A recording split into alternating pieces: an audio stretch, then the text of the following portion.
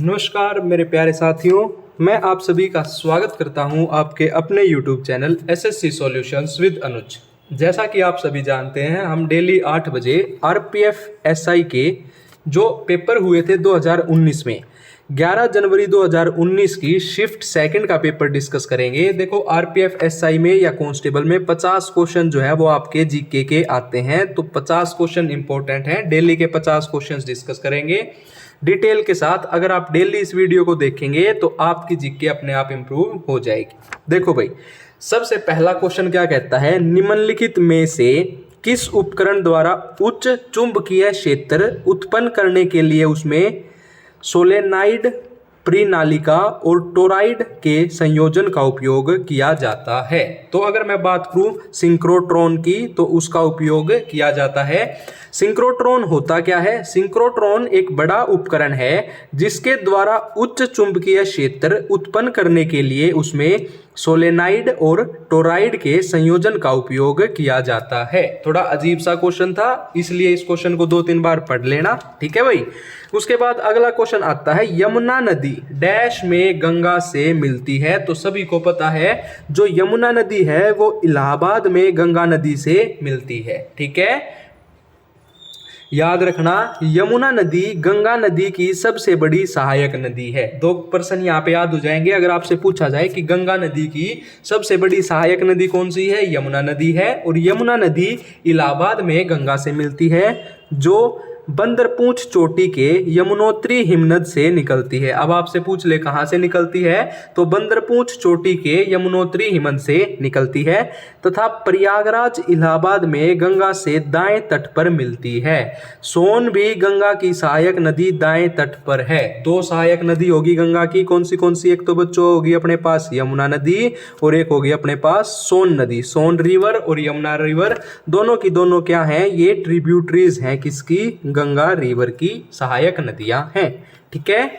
उसके बाद आता है क्वेश्चन नंबर 3। क्वेश्चन नंबर 3 कहता है, बिग बैंग सिद्धांत का प्रतिपादन किसने किया था? तो अगर मैं बात करूं बिग बैंग की, तो वो क्या था? जॉर्ज लेमेत्रे ने। किसने किया था? लेमेत्रे। लेमेत्रे मतलब देखो, बैग किसको दिया? अपने मित्र को दिया, ले मित्र। लेमेत्रे मतलब ले मित्र। तो बिग बैंग सिद्धांत को विस्तारित ब्रह्मांड परिकल्पना भी कहा जाता है। क्या कहा जाता है? विस्तारित ब्रह्मांड परिकल्पना भी कहा जाता है।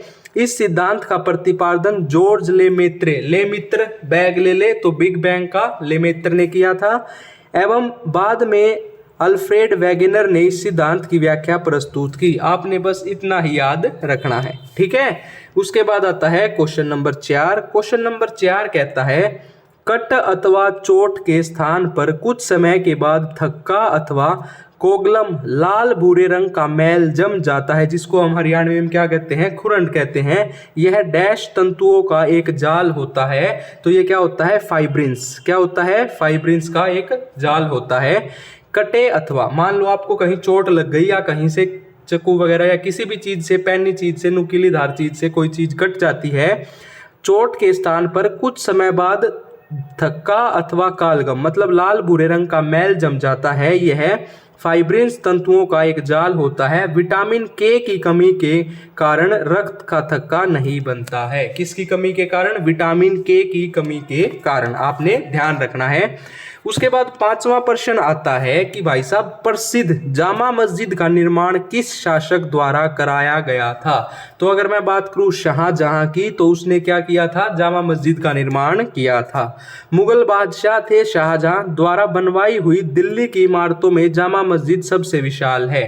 इसका निर्माण 1644 ई में आरंभ हुआ था तथा 1656 ई में पूरा हुआ था। आपने याद भी रखना है भाई साहब, शुरू हुआ था 44 में और खत्म हुआ था 56 में। किसने बनवाया था? शाहजहां ने बनवाया था। क्या बनवाया था? जामा मस्जिद बनवाया था।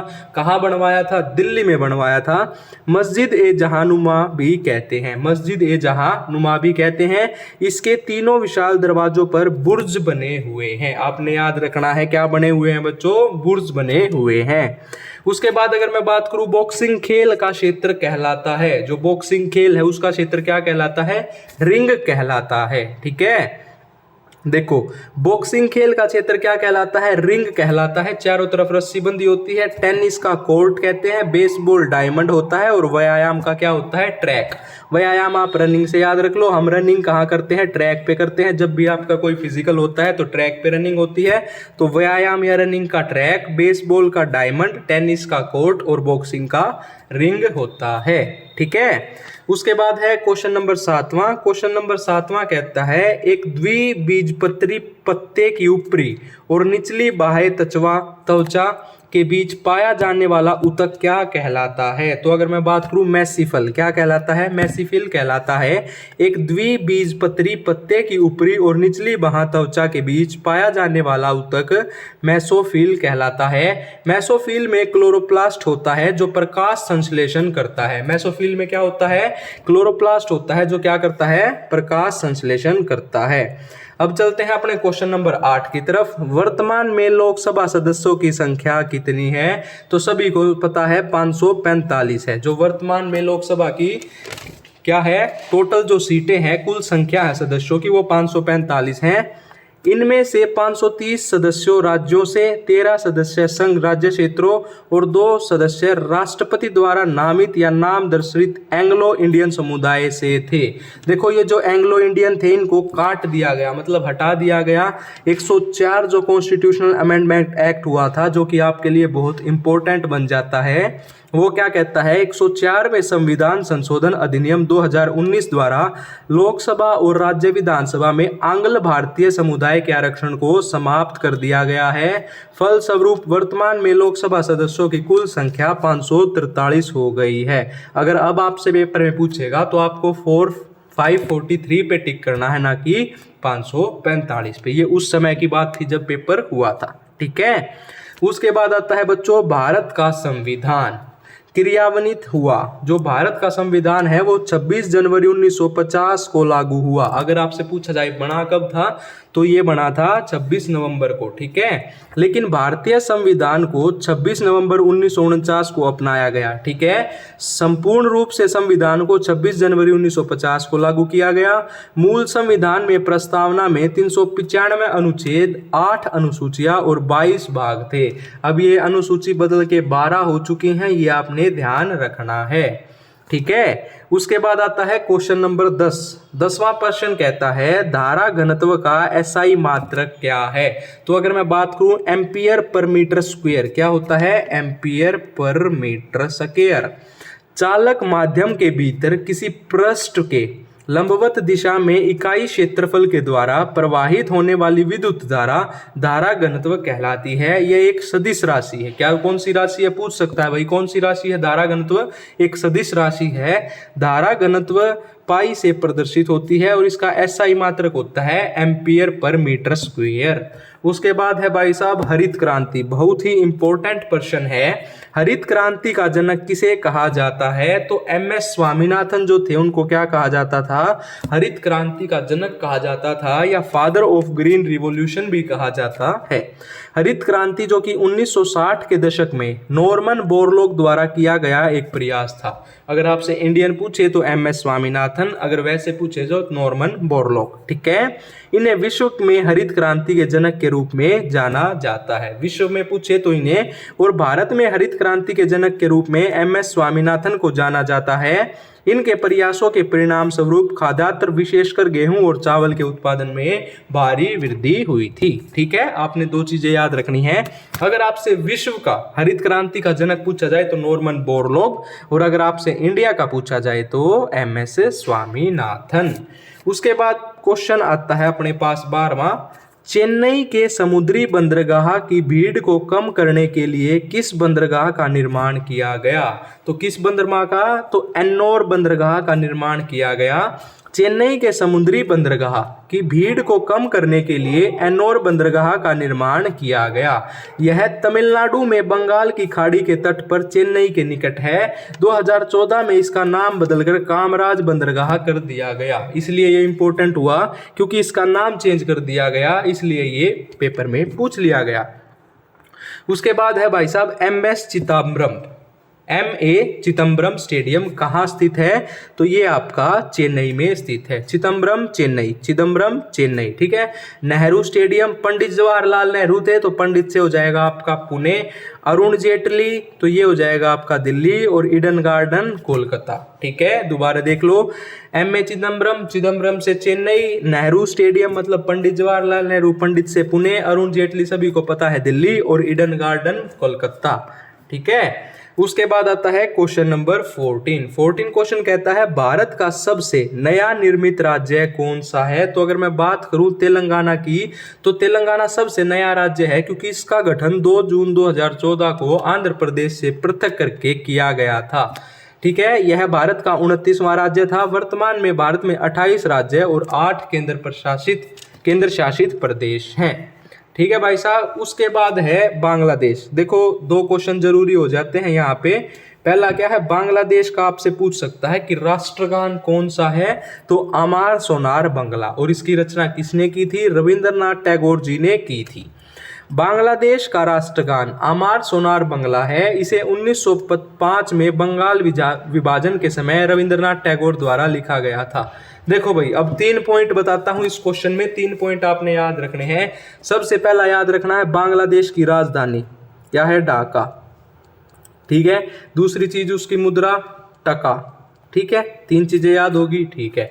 फिर याद रखो बांग्लादेश का राष्ट्रगान का नाम अमार सोनार बांग्ला। फिर याद रखो किसने लिखा था? रविंद्रनाथ टैगोर जी ने। फिर याद रखो कब लिखा था? 1905 में लिखा था। और 1905 में क्या महत्वपूर्ण हुआ था? वो हुआ था बंगाल विभाजन।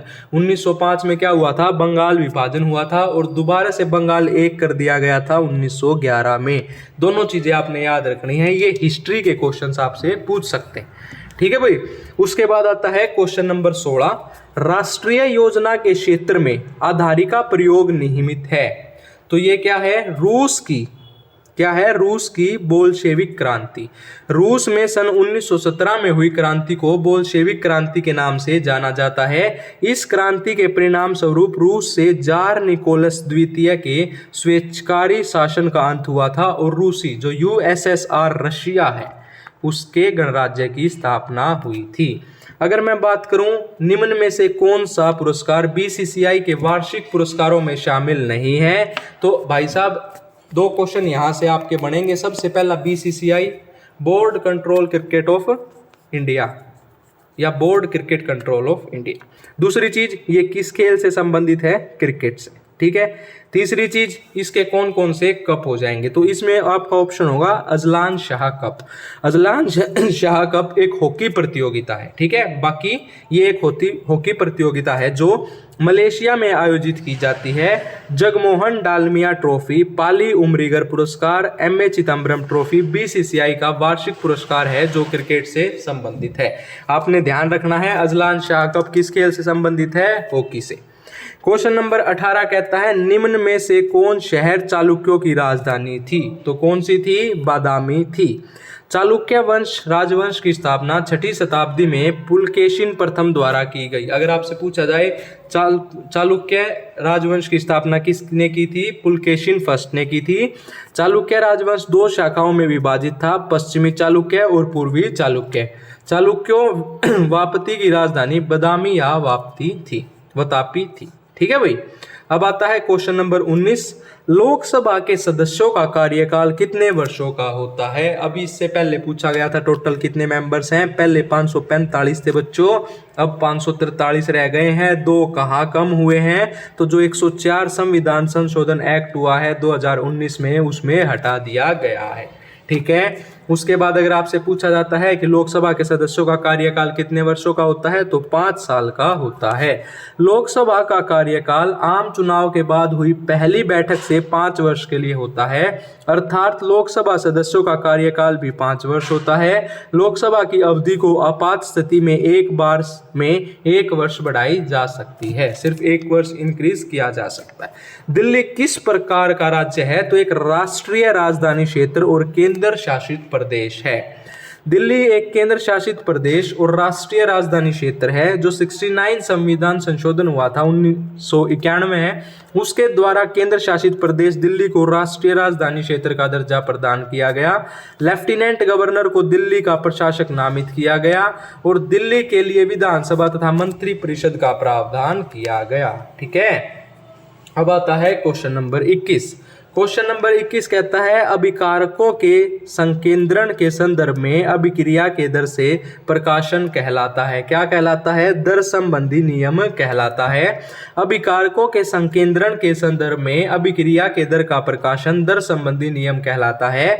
अभिक्रिया की दर मतलब जो रिएक्शन रेट है का अर्थ यह है कि दी हुई रासायनिक अभिक्रिया में किसी अभिकारक या उत्पाद की मात्रा कितनी धीमी या तेजी से परिवर्तित हो रही है, कितनी धीरे हो रही है या कितनी तेजी से परिवर्तित हो रही है।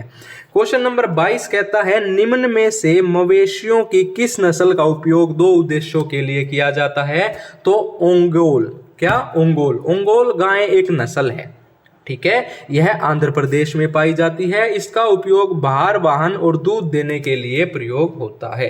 भाई साहब याद रखना, एक नस्ल है, कहाँ पाई जाती है? आंध्र प्रदेश में पाई जाती है।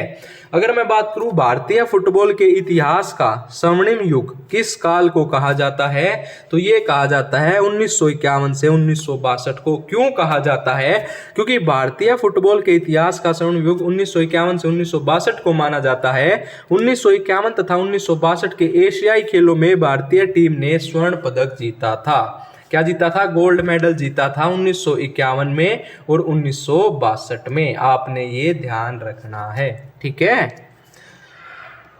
उसके बाद आता है क्वेश्चन नंबर 24। क्वेश्चन नंबर 24 कहता है किस भारतीय राज्य में सूती वस्त्र मिलों की संख्या सबसे अधिक है? तो महाराष्ट्र राज्य में सबसे अधिक है। भारत कपास का विश्व में सबसे बड़ा उत्पादक है। पहला प्रश्न बनेगा कपास का सबसे बड़ा उत्पादक कौन सा देश है? तो अपना भारत है। महाराष्ट्र में सूती वस्त्र मिलों की सबसे अधिक संख्या है। भारत विश्व के कुल कपास का लगभग 30% उत्पादन करता है। महाराष्ट्र को कार्टनोपोलिस ऑफ इंडिया भी कहा जाता है। ठीक है, उसके बाद आता है क्वेश्चन नंबर 25। प्रसिद्ध कढ़ाई की कला गोटा का संबंध किस राज्य से है? तो राजस्थान से है। कोटा कहाँ पे? जयपुर राजस्थान। तो गोटा भी अपना राजस्थान में। गोटा राजस्थान की कढ़ाई की कला है। गोटे का काम मुख्य रूप से जयपुर में होता है। ठीक है, उसके बाद आता है क्वेश्चन नंबर 26वां। क्वेश्चन नंबर 26वां कहता है दिल्ली के किस सुल्तान ने टका और जीतल सिक्कों को प्रचलित किया था? सबसे इंपॉर्टेंट क्वेश्चन है इल्तुतमिश। इल्तुतमिश क्या था? टका था। ठीक है, ऐसे याद रख लो, इल्तुतमिश एक टका था। ठीक है, तो इल्तुतमिश ने टका और जीतल का प्रचलित किया। इल्तुतमिश ने 1210 में से 1236 तक दिल्ली सल्तनत पर शासन किया। इसके द्वारा टंका और जीतल सिक्कों को चलाया गया था। टंका चांदी का जबकि जीतल तांबे का सिक्का था। आपसे ये भी पूछ सकता है कि टंका किसका था और जीतल किसका था। ठीक है, क्वेश्चन नंबर 27 कहता है बच्चों प्रसिद्ध रचना तूतीनामा के शासनकाल में रची गई थी। तूतीनामा किसके शासनकाल में रची गई थी? तो अकबर के शासनकाल में रची गई थी। आप ऐसे याद रख लो, अकबर के शासनकाल में कौन था? बीरबल था। और बीरबल क्या करता था? सबकी तूती बंद कर देता था। तो आप ऐसे याद रख लो, तूतीनामा बीरबल, बीरबल से हो जाएगा अकबर। तूतीनामा अकबर के शासनकाल में रची गई थी। इसके लेखक नक्शबी हैं। अकबरनामा, सूरसागर, रामचरितमानस, पद्मावत, रामचंद्रिका आदि इसी काल में लिखी गई हैं। उसके बाद है क्वेश्चन नंबर 28। 28 कहता है किसी वस्तु की गतिज ऊर्जा में परिवर्तन वस्तु पर किए गए कुल बल के बराबर होता है। यह कथन किससे संबंधित है? तो कार्य ऊर्जा प्रमेय से संबंधित है। किसी वस्तु पर लगने वाले कुल बल द्वारा किया गया कार्य उस वस्तु की गतिज ऊर्जा में परिवर्तन के बराबर होता है। यह कथन कार्य ऊर्जा से संबंधित। क्वेश्चन नंबर 29 कहता है भारतीय संसद के दोनों सदनों में से स्पीकर द्वारा किस सदन की अध्यक्षता की जाती है? तो लोकसभा के। ठीक है, लोकसभा की पीठासीन अधिकारी लोकसभा अध्यक्ष स्पीकर होता है, अर्थात स्पीकर लोकसभा की अध्यक्षता करता है। राज्यसभा का पदेन सभापति उपराष्ट्रपति होता है तथा यह राज्यसभा की अध्यक्षता करता है। ठीक है, उसके बाद क्वेश्चन नंबर 30 कहता है शारदीय विषु किस तिथि की होती है? तो ये होती है 22 अथवा 23 सितंबर की।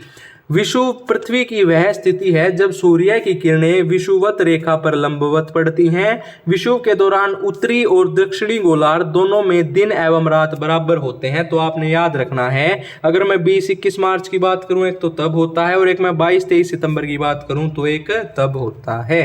ठीक है बच्चों, क्वेश्चन नंबर 31 कहता है हिंदुस्तानी संगीत की शैली ख्याल का क्या अर्थ होता है? तो ख्याल का अर्थ होता है कल्पना। हम बोलते नहीं है कि हमें कुछ ख्याल आ रहा है, मतलब हमें कोई कल्पना कर रहे हैं, हमें कोई कल्पना हो रही है। तो ख्याल शब्द फारसी भाषा से लिया गया है। इसका अर्थ है विचार करना या कल्पना करना। इस शैली के उद्भव का श्रेय अमीर खुसरो को दिया जाता है। उसके खाज हुई रहती थी तो वो खुसरो था, खुसरो ने कल्पना की तो इसलिए इसको खुसरो ने दिया। ख्याल 2 से लेकर 8 पंक्तियों वाले लघु गीतों के रंग पटल पर आधारित है। ठीक है भाई।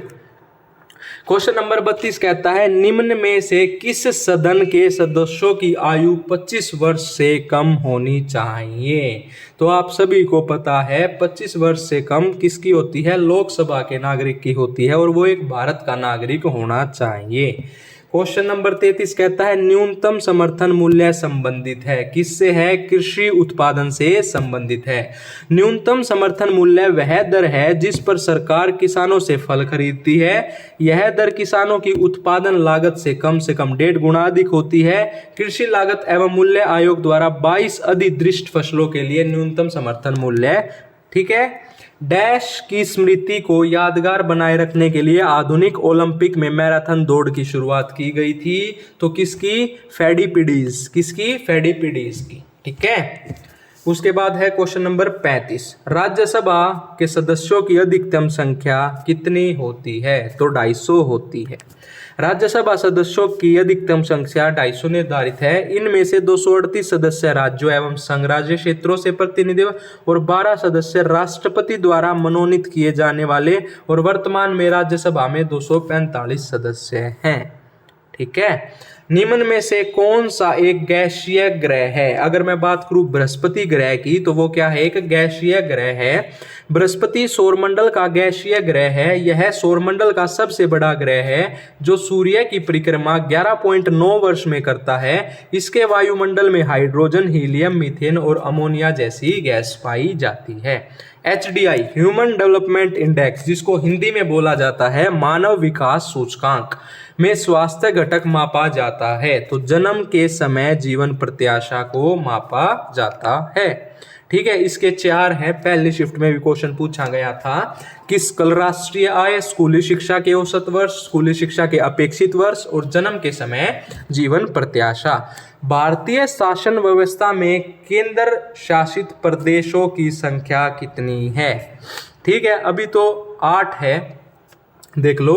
भारतीय शासन व्यवस्था में केंद्र शासित प्रदेशों की वर्तमान संख्या 8 है। प्रश्नकाल के समय केंद्र शासित 7 थी। अंडमान निकोबार, दादर नगर हवेली, लक्षद्वीप, पुडुचेरी, दिल्ली, चंडीगढ़, जम्मू एंड कश्मीर और लद्दाख। नीचे आओ, 1 मिनट भाई। क्वेश्चन नंबर 39 कहता है निम्न विकल्पों में दिया गया कौन सा युग्म गलत सुमेलित है? गलत सुमेलित कौन सा है? लाठी, कर्नाटका। ठीक है। देखो, मार्शल आर्ट के बारे में बात की गई है। ठीक है। अगर मैं बात करूं तमिलनाडु की, तमिलनाडु की है सिलाम्बम, पश्चिम बंगाल की है लाठी खेला, केरल की है कलिरियपट्टू, पंजाब गतका और मध्य प्रदेश मलखम्ब। ठीक है। उसके बाद है नाभिकीय रिएक्टरों में निम्न में से कौन सा जल के पूर्ण विद्युत अपघटन से निर्मित होता है? एक नियंत्रक के रूप में प्रयुक्त होता है। तो D2O, भारी जल, हैवी वाटर, जिसका केमिकल फॉर्मूला होता है D2O, ड्यूटेरियम ऑक्साइड। ठीक है।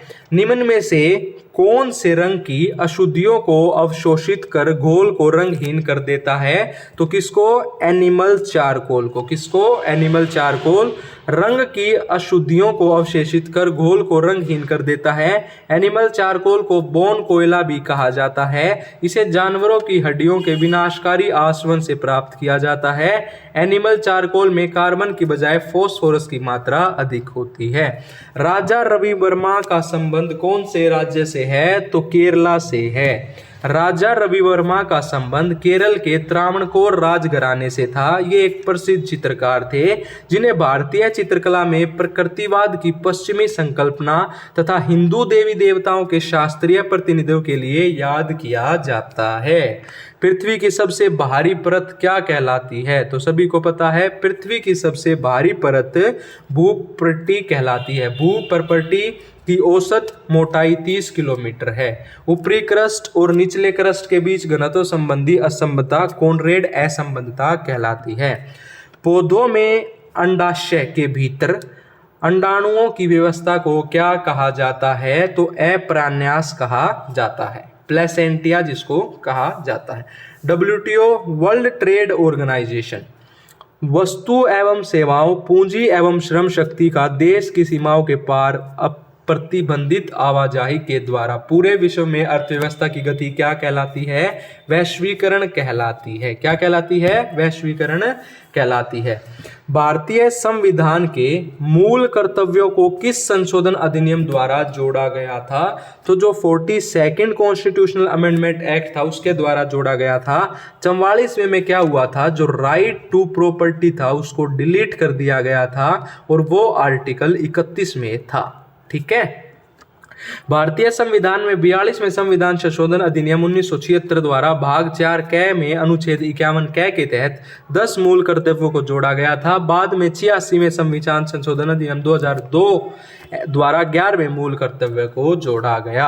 अगर मैं बात करूं FCI की तो फूड कॉरपोरेशन ऑफ इंडिया समय समय पर खुले बाजार में पूर्व निर्धारित कीमतों पर गेहूं की बिक्री का कार्य कर रहा है। यह डैश कहलाता है तो खुली बाजार बिक्री योजना कहलाता है। ठीक है।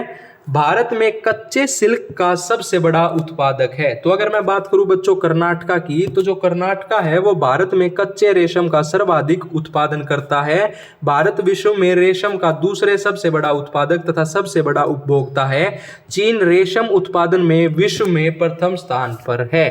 अगर हम बात करें क्वेश्चन नंबर 49 की तो तुगलकाबाद शहर की स्थापना किसने की थी? तो ये की थी गयासुद्दीन तुगलक। तुगलकाबाद कौन गया? गयासुद्दीन तुगलक गया, इसलिए उसने तुगलकाबाद की स्थापना कर दी। गयासुद्दीन तुगलक या गाजी मलिक तुगलक वंश का संस्थापक था। यह 1320 से 1325 ई तक शासन रहा। इसने तुगलकाबाद नामक नगर बसाया। वास्तुकला की तुगलक शैली का प्रारंभ इसके मकबरे के निर्माण से हुआ।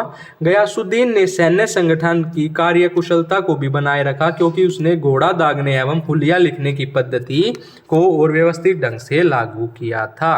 फिर आता है अपना आज का आखिरी क्वेश्चन। आखिरी क्वेश्चन कहता है 3 जून 1947 योजना की उद्घोषणा किस गवर्नर जनरल ने की थी? तो ये की थी लॉर्ड माउंटबेटन ने। 3 जून 1947 को माउंटबेटन ने भारत के विभाजन के साथ सत्ता हस्तांतरण की एक योजना प्रस्तुत की जिसे माउंटबेटन योजना या 3 जून योजना कहा जाता है। इसके तहत विभाजन की स्वरूपरेखा प्रस्तुत की गई थी। ठीक है बच्चों, ये आज की शिफ्ट के 50 क्वेश्चन कंप्लीट हो चुके हैं। अगर आपको वीडियो अच्छी लगती है तो वीडियो को ज़्यादा से ज़्यादा शेयर किया कीजिए, वीडियो को लाइक किया कीजिए। इसकी PDF आपको हमारे Telegram channel SSC solutions with Anuj पर मिल जाएगी। हमारे चैनल को ज़्यादा से ज़्यादा सब्सक्राइब करें। धन्यवाद।